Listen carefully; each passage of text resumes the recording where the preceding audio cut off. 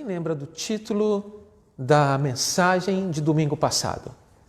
Alguém lembra aqui? Levante sua mão aí para eu saber. Não?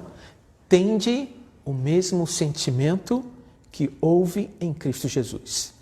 Que sentimento era esse? Um sentimento que ele não usou com usurpação de ser igual a Deus, ou melhor, de ser Deus, mas não usurpou esse lugar. Ele preferiu despir-se de sua glória e se tornasse um ser humano. E um ser humano que foi obediente ao Pai até a morte de cruz e que foi servo e que foi visto em figura humana. Este é o exemplo de Cristo. Por isso, o apóstolo Paulo continua nesta mensagem de Filipenses. Primeiro ele tratou da sua humilhação e agora ele vai tratar da exaltação de Cristo. E o título dessa mensagem é do degrau mais fundo da humilhação à exaltação suprema. Vou repetir, do degrau mais profundo da humilhação à exaltação suprema. Certamente você já ouviu falar de José, filho de Jacó, que foi colocado no poço, literalmente, da humilhação por seus irmãos. Foi vendido como escravo, foi preso por falsa acusação de assédio da esposa de Potifar. Entretanto, com os propósitos de Deus, Deus o exaltou colocando como segundo homem no Egito. Ele administrava todo o Egito e o propósito de Deus era a preservação de vida. Você já passou por alguma humilhação e depois foi exaltado? O nosso Senhor Jesus Cristo desceu ao último grau da humilhação para ser exaltado sobremaneira. E esta exaltação passou pela cruz. O caminho de exaltação do nosso Senhor e Salvador Jesus Cristo, que desceu ao último estágio da humilhação para ser exaltado. Ele foi traído com um beijo, foi julgado por falsas testemunhas, da casa do sumo sacerdote cuspiram no seu rosto, deram murro, tapas, ou seja, fisicamente e moralmente ele foi ultrajado. Zombaram quando perguntaram: quem foi que te bateu? Toda a tropa romana se reuniu para zombar do nosso Senhor e Salvador Jesus Cristo. Colocaram uma coroa de espinho em sua cabeça, colocaram um manto em suas costas que havia sido açoitada e colocaram uma vara em sua mão. E começaram a zombar do rei dos judeus. Cuspiram no nosso Senhor, tiraram a vara de sua mão e bateram em sua cabeça. Os homens bateram em Cristo e o açoitaram, fizeram carregar a cruz, que ficava a cada passo mais pesada. Pregaram as suas mãos no madeiro e os seus pés. Fizeram Jesus sofrer a cruel morte de crucificação. Os homens colocaram Jesus na sepultura. Mas Cristo ressuscitou. A morte não pôde detê-lo. E ele foi visto por muitos homens, discípulos e discípulas. Ascendeu ao céu. Agora ele está coroado e é adorado pelos anjos. Ele tem todo o poder no céu e na terra. Ou seja, ele rege o universo. O Pai lhe deu um nome que está acima de todo nome, e todo joelho um dia se dobrará e confessará que o nosso Jesus é o Senhor.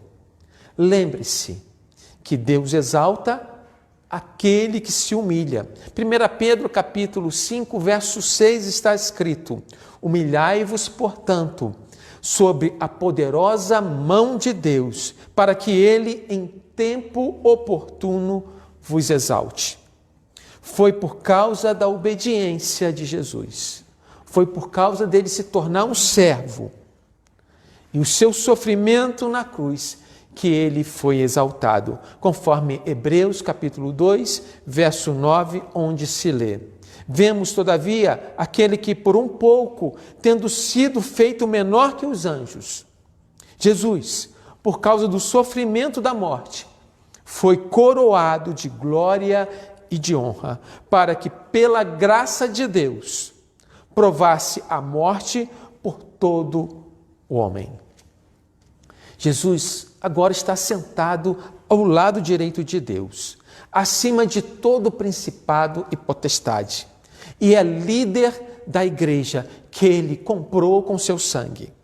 É claro que a elevação de Jesus Cristo não restituiu a natureza divina dele, porque ele era completamente homem e completamente Deus, mas restituiu a glória que ele tinha antes da fundação do mundo com seu Pai. E Deus, ele exaltou Jesus de um modo tremendo. O texto diz sobremaneira. O verbo grego é ipson. E só aparece aqui no texto de Filipenses e é dirigido apenas a Cristo. O versículo significa super exaltado. Certamente, os jovens aqui presentes, quando querem se referir a algo muito bom, geralmente vocês falam o quê? Big, hiper, mega, não é isso? Alguma coisa assim? Não sei se eu acertei, certo? Ou seja, o nosso Senhor, usando uma linguagem jovem, é bigger, hiper, mega, exaltado. Ele foi exaltado acima de toda a potestade, acima de todas as alturas. Cristo havia sido levantado do madeiro.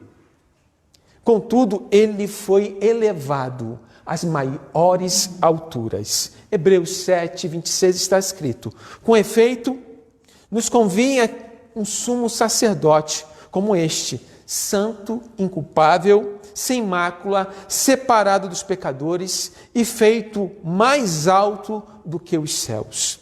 Aquele que desceu aquele que desceu é também o mesmo que subiu acima de todos os céus para encher todas as coisas. Efésios 4:10. A exaltação do nosso Senhor fez que ele recebesse um nome que está acima de todo o nome. Nossas orações são feitas e são ouvidas em nome de Jesus. E em nome de Jesus, enfermos são curados, perdidos são salvos, os crentes são perdoados e os cativos são libertos. Este é um nome que está acima de todo nome. E todo joelho vai se dobrar naquele dia. Jesus será adorado por todo o universo. Os anjos, os seres humanos que foram redimidos pelo sangue de Jesus, farão isto com intensa alegria, enquanto os condenados, aqueles que viveram uma vida alienados de Deus, dobrarão o seu joelho também, mas com profunda tristeza. Jesus Cristo é o Senhor. Tanto o universo como a igreja vão se unir neste reconhecimento. Todo joelho se curvará diante do todo-poderoso nome de Jesus. No céu, os anjos e os redimidos. Na terra, os homens. E debaixo da terra, os demônios e aqueles que estão condenados. E essa proclamação será anunciada universalmente. Toda a língua irá confessar que Jesus Cristo é o Senhor. A palavra Senhor no grego é Kyrios, que tem muito significado.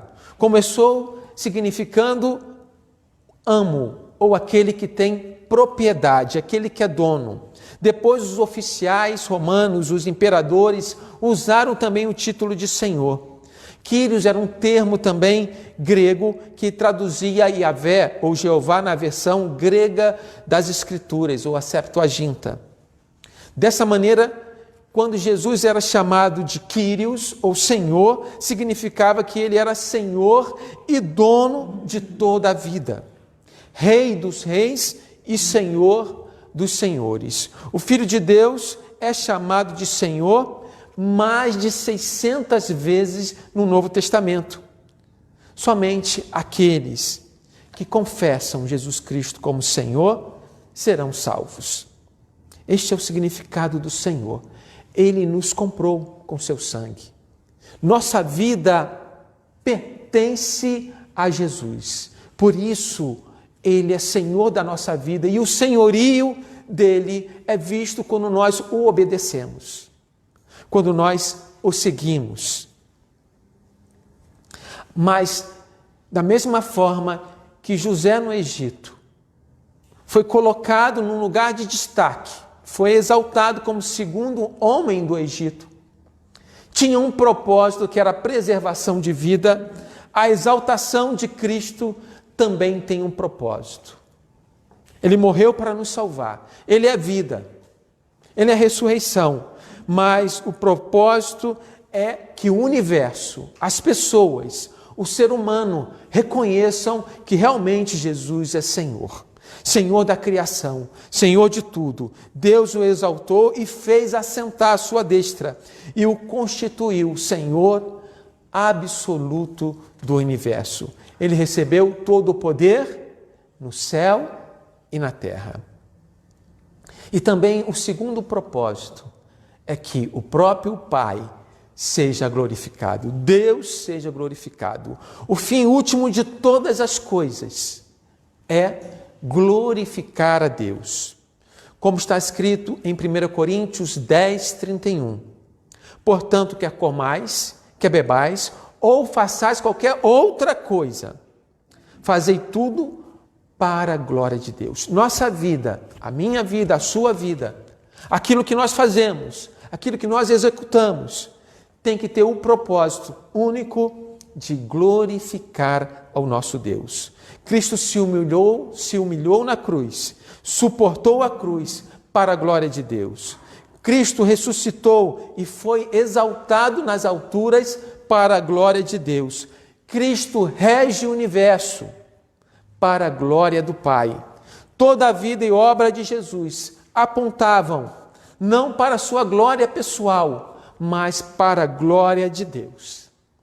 Enquanto alguns membros da igreja de Filipenses queriam ser o centro das atenções, Jesus Cristo queria que o único centro das atenções fosse o Pai, o Deus.